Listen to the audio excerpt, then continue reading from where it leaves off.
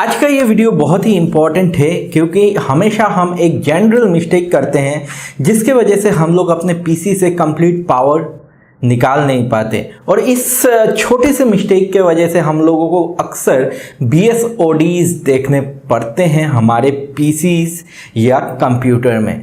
Now ये एक simple सा वीडियो है और ये है हीट सिंक्स के बारे में। नाउ गाइस, तो आज इस वीडियो में हम लोग समझने वाले हैं कि हीट सिंक आखिर काम कैसे करता है और कैसे हम लोगों को अपने पीसी के लिए परफेक्ट हीट सिंक पिक करना चाहिए। गाइस, हीट सिंक का आखिर काम क्या है?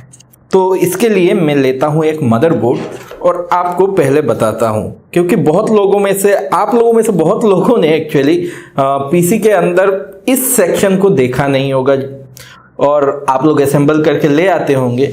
तो अगर आप गेमर हो या आपको परफॉर्मेंस चाहिए तो इस चीज को समझिए।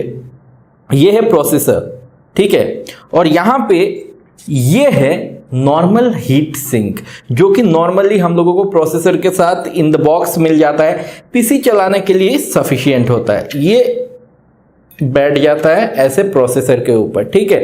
ये आप देख लीजिए, ये प्रोसेसर के ऊपर बैठ गया है। ना इसका काम क्या है, अब हम लोग इसको अलग से ले लेते हैं और देखते हैं।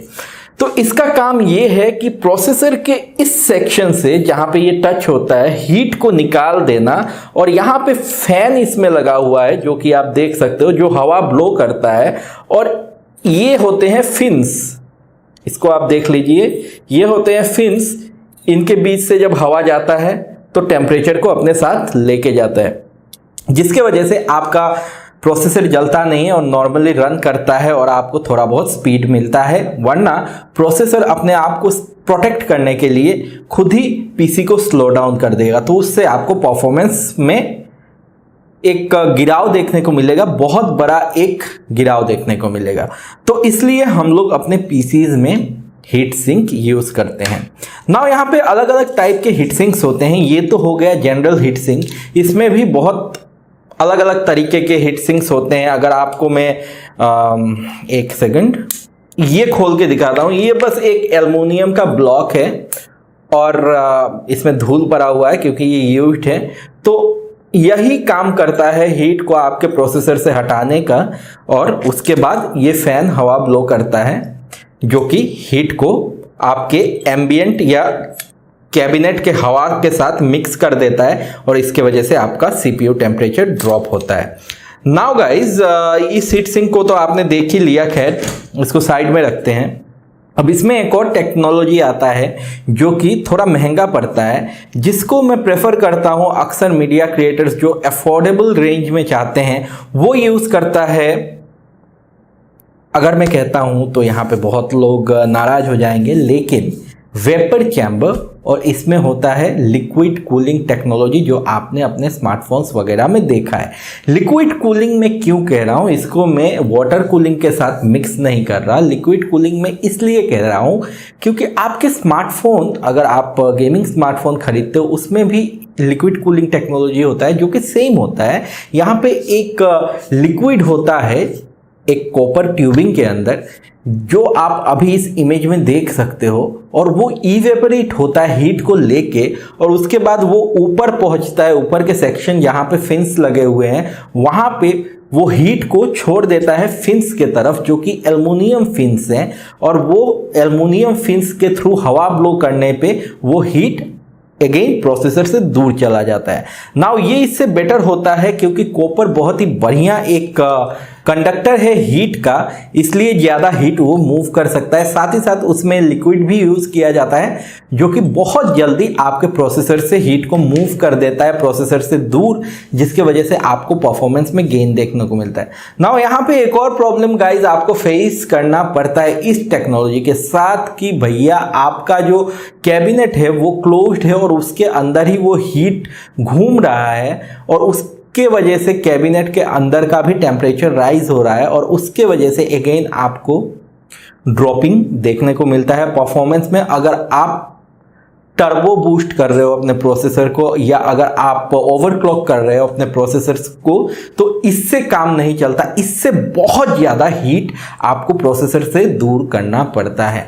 नाउ ये हम लोगों को देखने को मिलता है हाईली प्रोफेशनल पीसीज में, जहाँ पे गेमर से एकदम धड़ल्ले से गेम खेल रहे हैं या फिर मीडिया क्रिएशन हो रहा है, एकदम धड़ल्ले से शेयर हो रहा है एक ही पीसी, उसमें यूज़ किया जाता है सेम लिक्विड कूलिंग टेक्नोलॉजी। उसमें भी लिक्विड मूव करता है, लेकिन वहाँ पे होता है वाटर कूलिंग ना। वहाँ पे क्या होता है गाइस, वहाँ पे एक रेडिएटर लगा हुआ होता है कैबिनेट में, जो हवा बाहर से खींचता है, रेडिएटर पे ब्लो करता है, और उसके बाद क्या होता है, रेडिएटर के थ्रू हीट मूव होता है और वहाँ पे वाटर कंटिन्यूअसली मूव करता रहता है।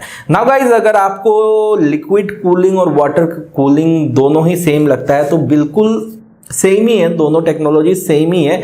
मैं ये इसलिए यूज़ कर रहा हूँ टर्म ताकि आपको समझा पाऊँ कि उसके अंदर लिक्विड होता है, इस वजह से नहीं कि लिक्विड कूलिंग ये अलग टाइप का कूलर है, नहीं, उनको भी एयर कूलर ही कहते हैं, बस उसमें लिक्विड यूज़ किया जाता है, इस चीज़ को मैं डिनोट कर रहा हूँ। नाउ अगर हम वाटर कूलिंग की बात करते हैं तो उसमें बेसिकली वाटर का सबसे बड़ा प्रॉपर्टी ये है कि पानी बहुत ज़्यादा हीट को अपने अंदर एब्जॉर्ब कर सकता है। नाउ 1 kg पानी अगर आप हीट करना चाहते हो 1 डिग्री सेंटीग्रेड, तो यहाँ पे आपको 4184 जूल्स एनर्जी लगेगा, ये सबसे ज़्यादा है। और इसका मतलब ये है कि वाटर अपने साथ साथ ज़्यादा हीट लेके जा सकता है, और इसका मतलब ये है कि आपके प्रोसेसर से वो ज़्यादा हीट मूव करता है। तो इसके वजह से ट्रिमेंडस कंडीशन, जहाँ पे आप बहुत ज़्यादा परफॉर्मेंस ले रहे हो अपने पीसी से, ओवरक्लॉक कर रहे हो, ऐसे में भी आपका पीसी परफॉर्म करता है स्मूथली। ऐसे में भी आपको BSODs एंड ऑल देखने को नहीं मिलते, क्योंकि वाटर कूलिंग आप यूज़ कर रहे हो या लिक्विड कूलिंग आप यूज़ कर रहे हो विथ वाटर, तो आपका हीट बहुत ज़्यादा मूव हो रहा है और इसके वजह से आपके प्रोसेसर पे ज़्यादा इम्पैक्ट नहीं आता। तो गाइज, अब तो आपने समझ ही लिया है तीनों टाइप के कूलिंग को। एक तो हो गया नॉर्मल जो हीट सिंक लगा हुआ होता है आपके प्रोसेसर के ऊपर डायरेक्ट कांटेक्ट में होता है, तो ये बहुत कम हीट मूव करता है। दूसरा हो गया आपका जो वेपर चैम्बर्स यूज़ किए जाते हैं, कॉपर ट्यूबिंग्स लगे हुए होते हैं, थोड़े महंगे होते हैं, वो थोड़ा ज़्यादा हीट मूव करता है, मतलब परफॉर्मेंस अगर आप चाहते हो वो ले सकते हो। लेकिन अगर आपको ओवरक्लॉक वगैरह करना है तो आपको चाहिए होगा वाटर कूलर, मतलब वाटर कूल्ड पीसी या लिक्विड कूल्ड पीसी, जो भी आप कह लो।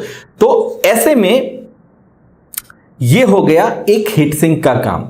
अब मैं आशा करता हूं आप समझ गए होंगे कि कौन सा टाइप का हीट सिंक आपके लिए सही रहेगा और कौन सा अगर आप लोगे तो आपको परफॉर्मेंस ज़्यादा मिलेगा।